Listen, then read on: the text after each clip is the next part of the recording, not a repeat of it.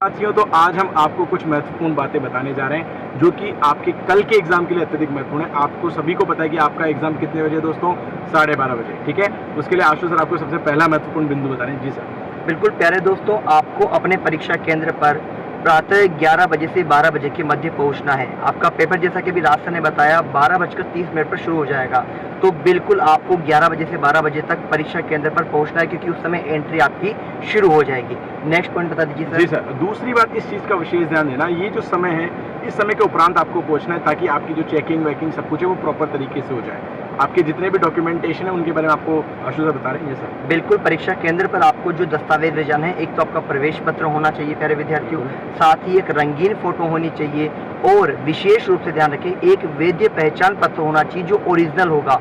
बिल्कुल उसमें साफ लिखा गया है कि छाया प्रति जो है वह मान्य नहीं होगी। तो प्यारे प्यारे विद्यार्थियों, ओरिजिनल वैध, अब क्या क्या होगा उसमें? आपका मतदाता पहचान पत्र आप ले जा सकते हैं, आधार कार्ड ले जा सकते हैं, ड्राइविंग लाइसेंस ले जा सकते हैं। ठीक है विद्यार्थियों, तो इसका विशेष ध्यान रखें, छाया प्रति मान्य नहीं है, ओरिजिनल ही ले जाना है। नेक्स्ट वीडियो से दूसरी बात ये है कि जो आप पेन लेकर जा रहे हो ना, एक तो ये बिल्कुल पारदर्शी होना चाहिए, मतलब ट्रांसपेरेंट होना चाहिए, और दो ही पेन की आपके पास चॉइस है, ब्लैक या ब्लू, लेकिन बॉल पेन, जेल पेन नहीं लेके जाना, और कोई ऐसे फंकी पेन नहीं लेके जाना। ये सोचो भाई आज तो ये वाला पेन, बिल्कुल ट्रांसपेरेंट 3 रुपये वाला पेन आता है, बिल्कुल वो लेकर जाना है। ठीक है जी सर। हाँ, तो प्यारे बच्चों, हमने आपको जो मुख्य 4 बिंदु है ये भी बताए हैं आपको। इसके साथ ही जो सबसे मुख्य बिंदु है जो आपको परीक्षा देने के लिए आवश्यक है, वह है आपकी पॉजिटिव थिंक। जब आप परीक्षा कक्ष में बैठें तो पूर्ण रूप से सकारात्मक होकर बैठें, किसी भी प्रकार के डिप्रेशन में ना आए। साथ ही किसी प्रकार का गैजेट जिसके बारे में भी सर आपको बताने वाले हैं विस्तार से, उसको बहुत ध्यान से सुनिएगा प्लीज। देखो, गैजेट के अंदर एक तो ना तो आपको मोबाइल फ़ोन, वो तो आप लेके नहीं जाओगे, मुझे पूरा विश्वास है, बस पढ़ाई तक उसको सीमित रखना है। ना तो कोई मोबाइल फ़ोन, ना ही कोई कैलकुलेटर आप लेके जाएं, ना ही कोई स्मार्ट वॉच या नॉर्मल वॉच। आप ले जा सकते हो नॉर्मल वॉच, लेकिन वो कंफर्म होनी चाहिए। वैसे आपको वॉच की भी जरूरत नहीं है, क्योंकि एग्जाम सेंटर के अंदर टाइम की वॉच लगी होती है, और वहाँ पर जो निरीक्षक होते हैं आपके परीक्षा निरीक्षक, वो भी आपको बता देते हैं, इन्विजिलेटर जिन्हें कहते हैं। और अगली बात देखो, एक चीज़ मैं बताता हूँ, आजकल जितने भी गवर्नमेंट एग्जाम चल रहे हैं और BSTC के अंदर खासकर क्या होता है, जितने भी हम इक्विपमेंट जैसे चीज़ें पहनते हैं, ज्वेलरी वगैरह, वो भी अलाउड नहीं है, क्योंकि आजकल बहुत सारे आप जानते हो एग्जाम सेंटर्स पे चीटिंग के मौके देखे जाते हैं। तो उसके अंदर इसी चीज़ को देखते हुए इतनी सख्ती बरती जाती है कि ना तो आप चेन पहन के जाएं, ना कुछ कानों में या कुछ भी। तो ये चीज़ें भी आप क्या करें, अवॉइड करें, घर पर रखें। मैं मानता हूँ कि बहुत सारे धागे वगैरह ऐसे होते हैं जो हमें किसी प्रकार गुरु महाराज ने दिए होते हैं या हमारे किसी महाराज ने दिए होते हैं, परंतु कोशिश करें जितना हो सके अवॉइड करें।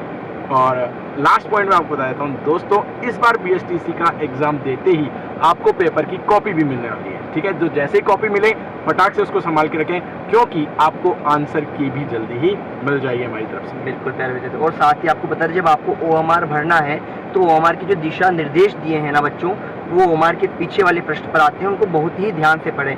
ध्यान रखें कि जब 4 जो गोले उसमें दिए जाते हैं A B C D, उन चारों गोलों में से जो सही है वही आपको भरना है, क्योंकि अगर आप 2 गोले भर देते हैं तो वह प्रश्न आपका गलत माना जाता है।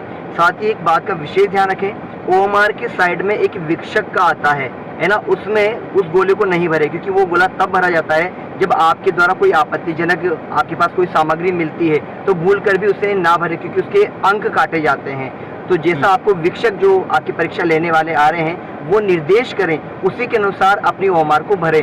और अगर कहीं पे आपको समझ में नहीं आ रहा हो कि किस प्रकार भरना है, तो जो आपके विक्षक आए हैं उनसे आप पूछ सकते हैं। बच्चों ध्यान रखना, OMR में किसी प्रकार की गलती नहीं हो, क्योंकि उसमें आपकी पूरी मेहनत है।